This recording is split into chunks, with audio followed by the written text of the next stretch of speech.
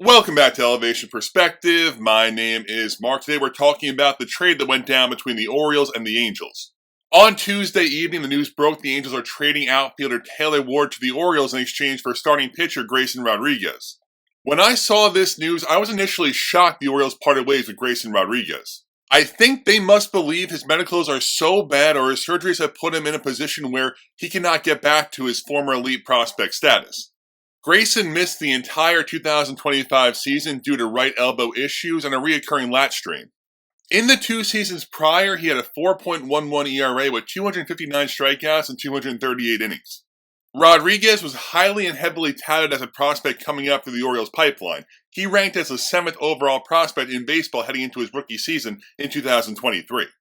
I found it very puzzling they would choose to move on from this player who still has 4 years of team control in exchange for 1 season of Taylor Ward. I want to clarify by saying Taylor Ward is certainly not a bad player. Ward hit .228 with 36 home runs and a .792 OPS in 2025. But typically a one-dimensional power hitter who's a poor defender and a rental does not bring back this kind of return. With my initial thoughts being Grayson's medicals must be pretty bad, I was then even more surprised to see when Angels general manager Perry Minasian was talking about the trade, and he said Grayson is expected to be ready for spring training. Looking at the Orioles now with the Ward addition, this is how the Orioles lineup currently shapes up. Holliday, Westberg, Henderson, Ward, Beavers, Rushman, Cowser, Basallo, and Mayo. They also have proven big leaguers like Ryan Mountcastle and Tyler O'Neill on the bench as well. It's not a bad lineup, but I wouldn't say it's really great either. It kind of feels middle of the pack. There's a lot of potential for the in-house options to get better though. Lots of young guys in the mix who can certainly take a step forward, but also shouldn't really count on that to happen. This rotation was already bad. Now it looks even worse with the departure of Grayson Rodriguez. Rogers, Bradish, Kremer, Wells, and Povich. Rogers was phenomenal in 2025. We'll have to see if he can sustain that production.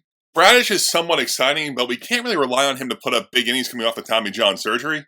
And the rest of these options are pretty ugly here.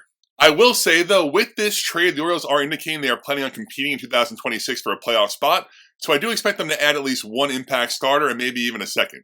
On the Angels side of things, again, I really can't say enough good things about this move.